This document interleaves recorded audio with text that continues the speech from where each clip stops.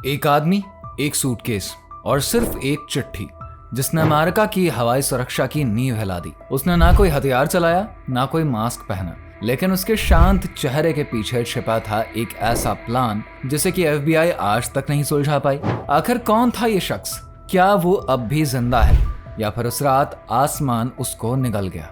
1971 का साल था।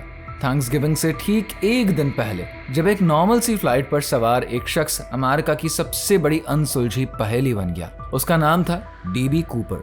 पोर्टलैंड से सियाटल जाने वाली फ्लाइट में उसने सबसे आखिरी सीट ली।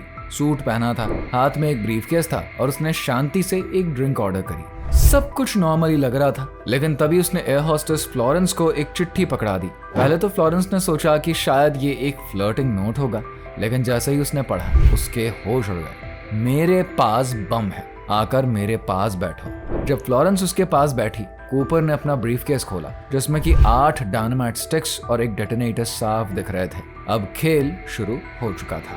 कूपर ने अपनी 3 मांगे सामने रखी: $2 लाख कैश, 4 पैराशूट और सियाटल एयरपोर्ट पर रिफ्यूलिंग के लिए एक ट्रक तैयार। उस दौर में एयरपोर्ट सिक्योरिटी इतनी सख्त नहीं थी, इसलिए कूपर बम के साथ आसानी से विमान में घुस आया था। प्लेन को इंस्ट्रक्शन दिए गए थे कि वो सियाटल की ओर ही जाए और रास्ते में किसी को कुछ खबर ना हो। को पैसेंजर्स को सिर्फ इतना बताया गया कि टेक्निकल इशू है। पीछे से कूपर और एयरलाइन स्टाफ एफबीआई से डील कर रहे थे। उसकी मांगे मान ली गई। फ्लाइट सियाटल लैंड हुई। पैसे और पैराशूट प्लेन में पहुंचाए गए। कूपर ने बाकी सभी पैसेंजर्स और कुछ क्रू को फ्लाइट से उतरने दिया, लेकिन पायलट्स और 2 फ्लाइट अटेंडेंट्स को रुकने कहा। कूपर ने पायलट को मेक्सिको सिटी की तरफ उड़ने को कहा। ऑल्टीट्यूड 10,000 फीट और स्पीड कम रखने को बोला। रात हो चुकी थी और बाहर घना अंधेरा था। बीच फ्लाइट में कूपर पीछे की सीढ़ियों की तरफ गया, जहां से उसने पैराशूट बांधा और सीधा प्लेन से छलांग लगा दी।